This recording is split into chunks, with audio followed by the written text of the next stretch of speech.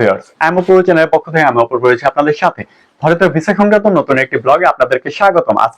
আজকে কোনো ধরনের কোনো ভিসা আপডেট দিব না, কিন্তু যেটা দিব সেটা হচ্ছে আপনারা যারা ভিসা জমা দিতে যাচ্ছেন তাদের জন্য একটা বিশেষ আপডেট রয়েছে। সেই আপডেটটি আপনাদের সঙ্গে জানাবো। আপনারা জানেন ট্যুরিস্ট ভিসা বন্ধ আছে, বিজনেস ভিসাও বন্ধ আছে, কনফারেন্স ভিসাও বন্ধ আছে, শুধুমাত্র চালু আছে মেডিকেল ভিসা, স্টুডেন্ট ভিসা এবং ডাবল এন্ট্রি ভিসা। এবং আমি যে আপডেটটি দিব সেটা কিন্তু এই তিন ধরনের ভিসার জন্যই লাগবে এবং সকল ধরনের ভিসার জন্য লাগবে। তো সেই আপডেটটি কি?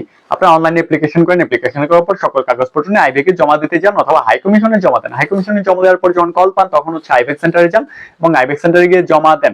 সেই ক্ষেত্রে আমরা কি করি? ব্যাংক স্টেটমেন্ট দিই। তো ব্যাংক স্টেটমেন্ট দিয়ে আগে কিন্তু আমরা অসংখ্যবার ভিসা পেয়েছি, পাই নাই যে এরকম না। ব্যাংক স্টেটমেন্ট থাকলে হয়তো ডলার এন্ডোস লাগতো না, কিন্তু এই মুহূর্তে গত তিন দিন যাবত যে আপডেটটা আসছে সেটা হচ্ছে যে যারা জমা দিতে গেছে, আসলে এই ব্যাপারে কোনো নোটিশ নেই, কিন্তু যারা এখন পর্যন্ত ভিসা জমা দিতে গিয়েছে তাদের কাছ থেকে যে আপডেটটা আমরা জানতে পেরেছি তারা হচ্ছে যে এখন ডলার এন্ডোসটা বাধ্যতামূলক করেছে। আপনি মেডিকেল ভিসার জন্য যান, স্টুডেন্ট ভিসার জন্য যান বা ডাবল এন্ট্রি ভিসার জন্য যান, দেখা গেল যে আপনি কি করছেন, ব্যাংক স্টেটমেন্ট দিচ্ছেন, ব্যাংক স্টেটমেন্ট দেওয়ার পর আপনার কোনো ডলার এন্ডোস নেই অথবা ডলার এন্ডোস আছে আপনি সেটার কপি জমা দেন নাই, সেই ক্ষেত্রে যেটা করছে সেই ক্ষেত্রে আপনাকে ডলার এন্ডোস করতে হচ্ছে। সেই ক্ষেত্রে কিন্তু আপনাকে এক্সট্রা 20 থেকে 25,000 টাকা জরিমানা খেতে হচ্ছে। জরিমানা খেতে হচ্ছে কিরকম? আপনার যদি ডুয়াল কারেন্সি কার্ড থাকতো তাহলে তো হচ্ছে আপনার ডলার এন্ডোস করার জন্য কোনো টাকা লাগতো না, কিন্তু সেইখানে গিয়ে আপনি যখন জমা দিতে যাবেন, এমনিতেই অ্যাপয়েন্টমেন্ট পান না, অ্যাপয়েন্টমেন্ট যখন পেয়েছেন তখন যখন জমা দিতে যাচ্ছেন তখন কিন্তু আপনাকে একটা ট্রাভেল কার্ড নিতে হচ্ছে, ইন্ডিয়ান এসবিআই ট্রাভেল কার্ড যেটা।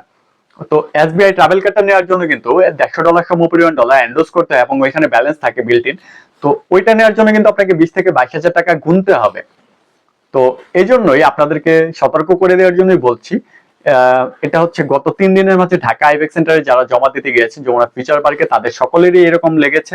যারা যারা এখন পর্যন্ত হচ্ছে যে মেডিকেল ভিসা বলেন, স্টুডেন্ট ভিসা বলেন বা ডাবল এন্ট্রি ভিসার জন্য বলেন, সবারই কিন্তু ডলার এন্ডোসটা বাধ্যতামূলক করা হয়েছে এবং ডলার এন্ডোস ছাড়া কারোর ফাইল জমা নিচ্ছে না। এবং যাদের ডলার এন্ডোস নেই প্রত্যেককেই কিন্তু ডলার এন্ডোস করতে হচ্ছে অথবা এসবিআই কার্ড নিতে হচ্ছে। তো যমুনা ফিউচার পার্কে যাওয়ার পর আপনার কিন্তু ডলার এন্ডোস করার কোনো সুযোগ নেই, তাই ডলার এন্ডোসটা আগেই করতে হবে। আর যদি না করতে পারেন সেই ক্ষেত্রে আপনাকে ফিউচার পার্ক থেকে গিয়ে কিন্তু এসবিআই কার্ডটা নিতে হবে।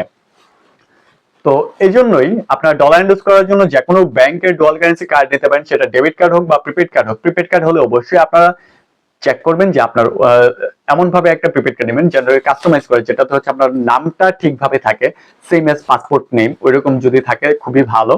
ওইরকম কার্ডে হচ্ছে যে আপনার ডলার এন্ডোস করবেন। ডলার এন্ডোস করার পর পাসপোর্টের যে লাস্ট পেজে ডলার এন্ডোসটা থাকে ওইটার ফটোকপি দিবেন, প্লাস আপনার কার্ডের যে ফটোকপি দিবেন, কার্ডের যে আছে এটা এপিটোপিট ফটোকপি দেন, সিবিসি নাম্বারটা হাইড করে। ভিসা কার্ড হলে সিবিসি নাম্বার আর এমএক্স কার্ড হলে সামনে দেখবেন 4 ডিজিটের একটা নাম্বার থাকে, সেই কার্ড নাম্বারটা হাইড করে তারপর দিবেন। সবচাইতে ভালো হয় কার্ডটা স্ক্যান করে এবং যে ডলার এন্ডোস পেজটা আছে দুইটা একই সঙ্গে স্ক্যান করে প্রিন্ট করে যদি জমা দিতে পারেন তাহলে সবচাইতে ভালো হয়। এটা হচ্ছে ডলার এন্ডোসের জন্য জমা দেওয়ার সবচাইতে বেস্ট অপশন। তো এইভাবে যদি দেন, সাথে ব্যাংক স্টেটমেন্ট তো অবশ্যই দিবেন। আর যত সকল কাগজপত্র লাগে সেগুলো আপনারা জানেন, আমি নতুন করে আর বলছি না, তারপরে একটু বলে দিই। আপনার ভোটার আইডি কার্ডের ছবি, আপনার বাসার বিদ্যুৎ বিলের কপি, আপনার পাসপোর্টের কপি, যে মেডিকেল ভিসার জন্য তাহলে ডাক্তার ইনভিটেশন লেটার, বাংলাদেশের যে ডাক্তার দেখেছেন তার সকল ডকুমেন্টস, এই সবকিছুই লাগবে। এবং ভ্যালিড আবেদনপত্র, যেটার ভ্যালিডিটি থেকে 15 দিন, অনেকেই হচ্ছে 15 দিনের পরে জমা দেন, সেক্ষেত্রে ভ্যালিড আবেদনপত্রটা আপডেট করে নিয়ে যাবেন এবং পুরাতন আবেদনপত্রটাও সাথে নিয়ে যাবেন, প্রয়োজন ওনারা রাখবেন, নাহলে আপনাকে দিয়ে দিবেন, নো প্রবলেম। তো এইভাবে হচ্ছে যে আপনারা অ্যাপ্লিকেশন করবেন এবং অ্যাপ্লিকেশন জমা দিবেন। সেই ক্ষেত্রে আপনাদের কোনো হ্যাসেলে পড়তে হবে না, তা না হলে কিন্তু আপনি অ্যাপ্লিকেশন জমা দিতে যাবেন, জমা দিতে যাওয়ার পর দেখবেন যে আপনাকে এই হ্যাসেলটাই পড়তে হচ্ছে যে ডলার এন্ডোসের জন্য আপনি অ্যাপ্লিকেশন জমা দিতে পারছেন অথবা আপনাকে 20 থেকে 22,000 টাকা এক্সট্রা গুনতে হচ্ছে।